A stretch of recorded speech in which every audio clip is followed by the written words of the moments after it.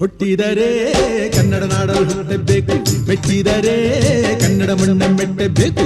ನಮಸ್ಕಾರ, ಎಲ್ರಿಗೂ ಸ್ವಾಗತ. ಮತ್ತೊಂದು ಹೊಸ ದೆವ್ವದ ಕಥೆಯೊಂದಿಗೆ ಎಲ್ಲರೂ ಚೆನ್ನಾಗಿದ್ದೀರಾ ಅಂತ ಹೇಳಿ ಅಂದ್ಕೊಂಡಿದ್ದೀನಿ. ಈ ಒಂದು ಕತೆ ನಡೆದಿರೋದು ಬಂದ್ಬಿಟ್ಟು ಶಿವಮೊಗ್ಗದ ಒಂದು ಹಳ್ಳಿ. ಆ ಒಂದು ಹಳ್ಳಿ ಹೆಸರೇ ಮಾವಿನಕೆರೆ ಅಂತ ಹೇಳಿ. ಸೊ ಈ ಒಂದು ಹಳ್ಳಿಯಲ್ಲಿ ಆಗಿರುವಂತಹ ಒಂದು ಇನ್ಸಿಡೆಂಟು. ಸೊ ಈ ಒಂದು ಇನ್ಸಿಡೆಂಟ್ನ ನಮಗೆ ತಿಳಿಸ್ಕೊಟ್ಟಿರೋ ಹೆಸರು ಬಂದ್ಬಿಟ್ಟು ಅವಿ ಅಂತ ಹೇಳಿ, ಮೂಲತಃ ಮಾವಿನಕೆರೆ ಅವರೇ. ಸೊ ಇವರು ಮತ್ತು ಇವರ ಕಸಿನ್ಸ್ ಒಂದು ಏನೋ ಹುಮ್ಮಸ್ಸಲ್ಲಿ ಮಾಡೋಕ್ಕೋಗಿ ಅನುಭವಿಸಿದಂತಹ ಒಂದು ಭಯಂಕರ ಇನ್ಸಿಡೆಂಟ್ ಅಂತಲೇ ಹೇಳ್ಬೋದು. ಅದನ್ನು ಅವ್ರು ನಮ್ಮೊಟ್ಟಿಗೆ ಯಾವ ಥರ ತಿಳಿಸ್ಕೊಟ್ಟಿದ್ದಾರೋ ನಾನು ಕೂಡ ನಿಮಗೆ ಅದೇ ರೀತಿ ತಿಳಿಸ್ತಾ ಹೋಗ್ತೀನಿ, ಪೂರ್ತಿಯಾಗಿ ಕೇಳಿ. ಅವಿ ಅವರು ಮೂಲತಃ ಮಾವಿನಕೆರೆ ಅವರೇ. ಸೊ ಹೀಗೆ ರಜಾ ಇದ್ದಂತಹ ಕಾರಣ ಕಸಿನ್ಸ್ ಎಲ್ಲರೂ ಕೂಡ ಮನೆಗೆ ಬಂದಿರ್ತಾರೆ.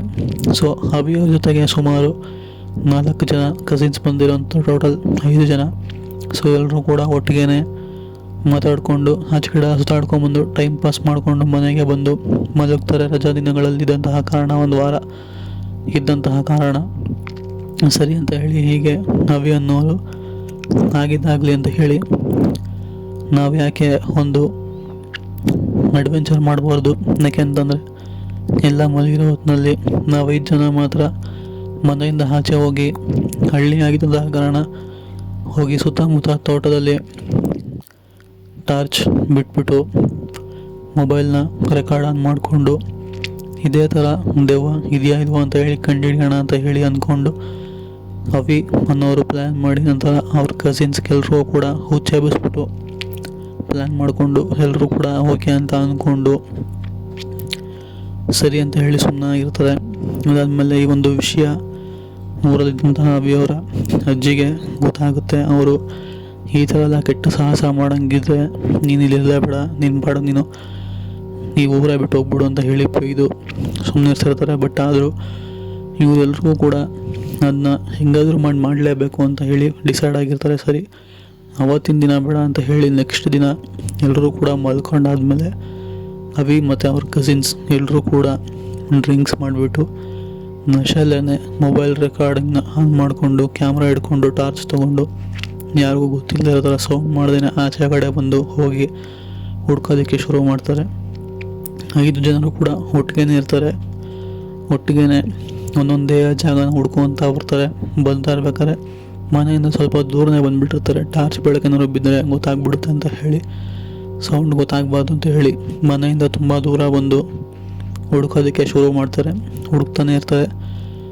ಅವ್ರ ಕಣ್ಣಿಗೆ ಇನ್ನೂ ಕೂಡ ಕಾಣಿಸೋದಿಲ್ಲ, ಆದರೂ ನಶೆಯಲ್ಲಿದ್ರಲ್ಲ, ಸೊ ಅದು ಒಂಥರ ಧೈರ್ಯ ತಂದಿರುತ್ತೆ ಅಂತಲೇ ಹೇಳ್ಬೋದು.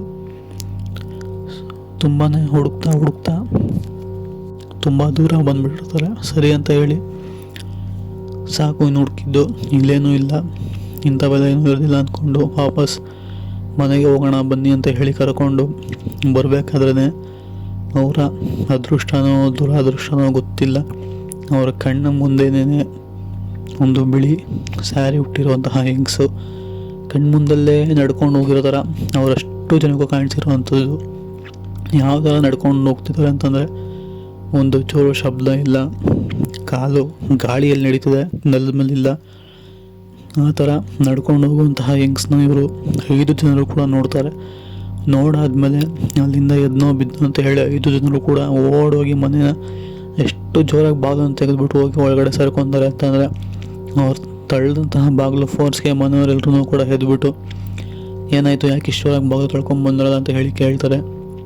ಅದಕ್ಕೆ ಕಸಿನ್ಸ್ ಅಂದರೆ ಅವಿಯವರ ಕಸಿನ್ಸು, ಇಲ್ಲ ನಾವೆಲ್ಲ ಈ ಥರ ಮಾಡೋಕ್ಕೆ ಅಂತ ಹೋಗಿದ್ವಿ, ಮಾಡಬೇಕಾದ್ರೆ ಏನೂ ಕೂಡ ಕಾಣಿಸ್ಲಿಲ್ಲ, ವಾಪಸ್ ನಡ್ಕೊಂಬರ್ಬೇಕಾದ್ರೆ ಯಾವುದೋ ಒಂದು ಬಿಳಿ ಹೆಂಗಸು, ಬಿಳಿ ಸೀರೆ ಹುಟ್ಟಿರೋಂಥ ಹೆಂಗಸು, ಅವಳು ಕಾಲು ನೆಲದ ಮೇಲೆ ಇರಲಿಲ್ಲ, ಗಾಳಿಯಲ್ಲಿ ನಡ್ಕೊಂಡು ಹೋಗ್ತಿದ್ದಾಳೆ ಅನ್ನೋ ಥರ ನಮ್ಮ ಕಣ್ಮುಂದಲ್ಲೇ ಪಾಸ್ ಆಯಿತು ಅಂತ ಹೇಳಿ ತಿಳಿಸಿರೋವಂಥದ್ದು. ಅದಕ್ಕೆ ಅವರ ಅಜ್ಜಿ ಹಾಗೆ ಅವಿಯವರ ತಂದೆ ತಾಯಿ ಎಲ್ಲರೂ ಕೂಡ ಕಸಿನ್ಸ್ಗೆ ಹಾಗೆ ಅವಿಗೆ ತುಂಬಾ ಚೆನ್ನಾಗಿ ಹೊಡೆದು, ಇಂಥವೆಲ್ಲ ಮಾಡಬೇಕಾ ನೀವು, ಅದು ಅಲ್ಲದೆ ಕುಡಿಯೋದೆಲ್ಲ ಕಲ್ತಿದ್ದೀರಾ ಅಂತ ಹೇಳಿ ಬೈದು, ಇಂಥ ಸಾಹಸಕ್ಕೆ ಏನಾದ್ರು ಇನ್ನೊಂದ್ಸಲಿ ಮಾಡೋಂಗಿದ್ರೆ ಈ ಊರಿಗೆ ಬರಲೇಬೇಡಿ ಅಂತ ಹೇಳಿ ಆಮೇಲೆ ಆದಂತಹ ಕಥೆನ ತಿಳಿಸ್ಕೊಡ್ತಾರೆ. ಆ್ಯಕ್ಚುಲಿ ಆ ಹೆಂಗಸು ಬೇರೆ ಯಾರೂ ಅಲ್ಲ, ಅವರ ಮನೆಯಿಂದ ಸ್ವಲ್ಪ 4ನೇ ಮನೇಲೋ 5ನೇ ಮನೇಲೋ ಇದ್ದಂತಹ ಹೆಣ್ಣು ನೇಣು ಹಾಕ್ಕೊಂಡು ಸತ್ತೋಗಿರುವಂಥದ್ದು. ಅವರ ದೇಹನ ತಗೊಂಡೋಗಿ ಒಂದು ಸ್ವಲ್ಪ ದೂರದಲ್ಲಿ ಮಣ್ಣು ಮಾಡಿ ಬಂದಿರುವಂಥದ್ದು. ಅವಳ ಆತ್ಮನೆ ನಿಮ್ಗೆಲ್ರಿಗೂ ಕೂಡ ಕಾಣಿಸಿರುವಂಥದ್ದು. ನಾನು ಎಷ್ಟು ಹೇಳ್ತೀನಿ ನಿಮಗೆ ಈ ಥರದ ಸಾಹಸಗಳನ್ನ ಮಾಡಬೇಡಿ ಅಂತ ಹೇಳಿ, ನೀವಾದರೂ ಇಂಥದಕ್ಕೆ ಕೈ ಹಾಕ್ತಿರಲ್ಲ. ನಿಮ್ಮ ಇನ್ನೊಂದ್ಸಲಿ ಈಗೊಂದು ಊರಿಗೇ ಬರಬೇಡಿ ಅಂತ ಹೇಳಿ ಅಲ್ಲಿಂದ ಅಷ್ಟು ಜನನೂ ಕೂಡ ಬೆಳಗ್ಗೆ ಎದ್ದು ದೇವಸ್ಥಾನಕ್ಕೆ ಕರ್ಕೊಂಡೋಗಿ ನೀರು ಹಾಕಿಸಿ ಅದೆಲ್ಲ ವಿಷಯಗಳನ್ನು ತಿಳಿಸ್ಕೊಟ್ಟು ನಂತರ ಅಲ್ಲಿಂದ ಕಸಿನ್ಸ್ನ ಹಾಗೆ ಹವಿಯವ್ರನ್ನ, ಅಂದರೆ ಹವಿಯವ್ರು ಅದೇ ಊರಾಗಿದ್ದಂಥ ಕಾರಣ ಅಲ್ಲೇ ಇರಿಸ್ಕೊಂಡು ಕಸಿನ್ಸ್ನ ಅವ್ರವ್ರ ಮನೆಗೆ ಕಳಿಸ್ಬಿಡ್ತಾರೆ. ಆದ ಎಲ್ಲ ವಿಷಯನೂ ಕೂಡ ಅವ್ರ ಪೇರೆಂಟ್ಸ್ಗೂ ಕೂಡ ತಿಳಿಸ್ತಾರೆ. ಅದಾದಮೇಲೆ ಹವಿಯವರು ಮತ್ತಿನ್ಯಾವತ್ತೂ ಇಂಥ ಒಂದು ಘಟನೆಗೆ ಕೈ ಹಾಕೋದಕ್ಕೆ ಹೋಗಲ್ಲ ಅಂತ ಹೇಳಿ ಅಲ್ಲಿಂದ ಸುಮ್ಮನೆ ಆಗಿರುವಂಥದ್ದು. ಇದು ಆ್ಯಕ್ಚುಲಿ ಆಗಿರುವಂತಹ ಒಂದು ಸತ್ಯ ಘಟನೆ. ಹೋಪ್ ಕತೆ ಇಷ್ಟ ಆಗಿದೆ ಅಂತ ಅಂದ್ಕೊಂಡಿದ್ದೀನಿ. ಸಿಗೋಣ ಮತ್ತೊಂದು ಹೊಸ ದೇವದ ಕಥೆಯೊಂದಿಗೆ. ಅಲ್ಲಿವರೆಗೂ take care. Good bye friends.